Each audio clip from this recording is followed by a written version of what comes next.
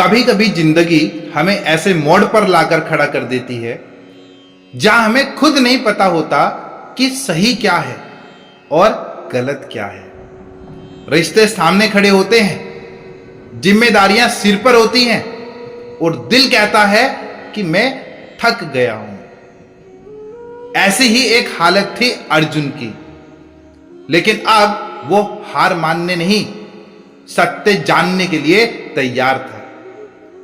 और जब इंसान अपने सवालों को सच में समझना चाहता है, तब ब्रह्मांड उसे जवाब देने के लिए खुद आ जाता है, जैसे श्री कृष्ण आए अर्जुन के लिए। श्लोक 7 का अर्थ है कि अर्जुन कहता है, मैं अपने कायरपन और भ्रम के कारण अपनी स्वभाव शक्ति खो चुका हूं। अब मैं आपके शरण में आया हूं, मैं आपका शिष्य हूं। अब मुझे स्पष्ट रूप से बताओ कि मेरे लिए क्या श्रेष्ठ है।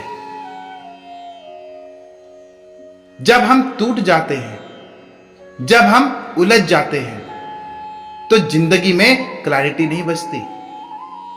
लेकिन यह श्लोक बताता है, सच्चा बदलाव वहीं से शुरू होता है, जब इंसान ईगो छोड़कर कहता है, मुझे कुछ नहीं पता, मुझे समझाओ। आज हम सबको अर्जुन बनने की जरूरत है, शिष्य बनने की हिम्मत रखने की जरूरत है। श्लोक नंबर 8 का अर्थ है कि अर्जुन कहते हैं, मेरी इस पीड़ा को कोई चीज दूर नहीं कर सकती। चाहे मुझे पूरी पृथ्वी का बिना किसी कंपटीशन के कोई भी राज्य क्यों ना मिल जाए, या देवताओं का स्वर्ग क्यों ही ना मिल जाए। यहां अर्जुन कह रहा है, अब सिर्फ बाहरी जीत मुझे शांति नहीं दे सकती। आज भी यही हाल है। हम बड़ी बड़ी चीजें पा लेते हैं, गाड़ी, पैसा, शोहरत, लेकिन अंदर का दुख वही का वही। क्यों? क्योंकि हमने कभी आत्मा से बात नहीं की। अर्जुन अब बाहर नहीं, अंदर जीतना चाहता है। श्लोक नंबर 9 का अर्थ है कि संजय कहते हैं, ऐसा कहकर अर्जुन जो अज्ञान को जीत चुका था, श्री कृष्ण से बोला, मैं युद्ध नहीं करूंगा, और फिर चुप हो गया। कभी कभी हम सब भी ऐसे ही चुप हो जाते हैं। क्या करूं अब समझ नहीं आ रहा। और जब हम चुप होते हैं तो आत्मा बोलने लगती है, और वहीं से शुरू होती है असली बातचीत हमारे और भगवान के बीच। श्लोक नंबर 10 का अर्थ है कि हे भारत, हे धृतराष्ट्र, तब श्री कृष्ण ने, जो इंद्रियों के स्वामी हैं, दोनों सेनाओं के बीच खड़े हुए दुखी अर्जुन से हंसते हुए कहा। सोचिए, अर्जुन टूट चुका है, हार मान चुका है, और भगवान हंसते हुए जवाब दे रहे हैं। क्यों? क्योंकि कृष्ण जानते हैं अर्जुन अभी भी अर्जुन है, बस उसे अपनी शक्ति की याद दिलानी है।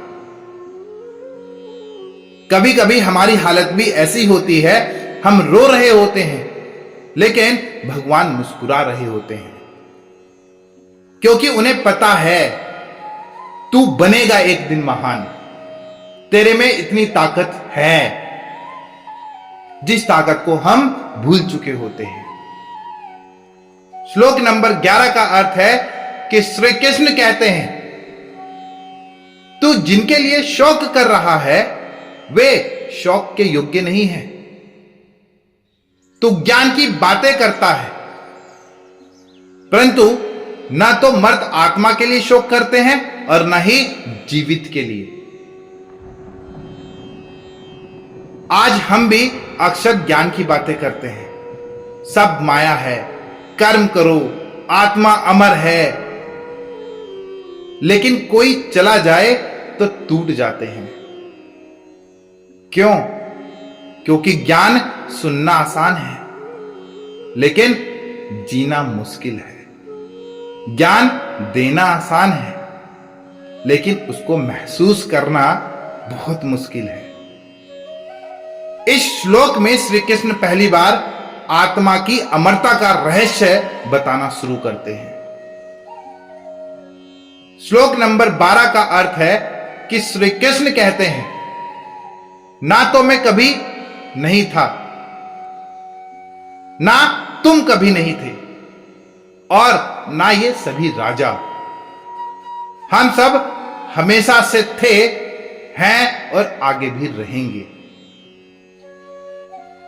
मतलब हम सिर्फ शरीर नहीं हैं, हम आत्मा हैं।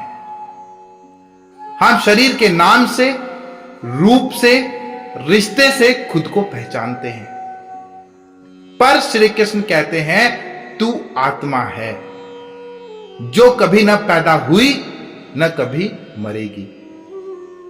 आज का इंसान अपने शरीर के नाम पर ही खुश है या दुखी, लेकिन जो आत्मा को जान गया वो डर, दुख और भ्रम से ऊपर उठ गया।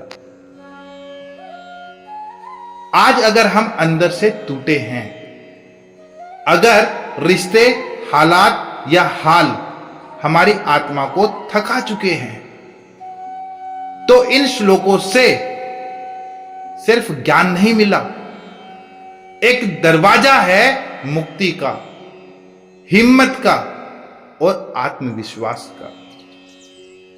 अगले भाग में भगवान श्री कृष्ण आत्मा का गहरा रहस्य खोलते हैं, जिसे जानकर इंसान कभी डरता नहीं और कभी हारता नहीं। धन्यवाद।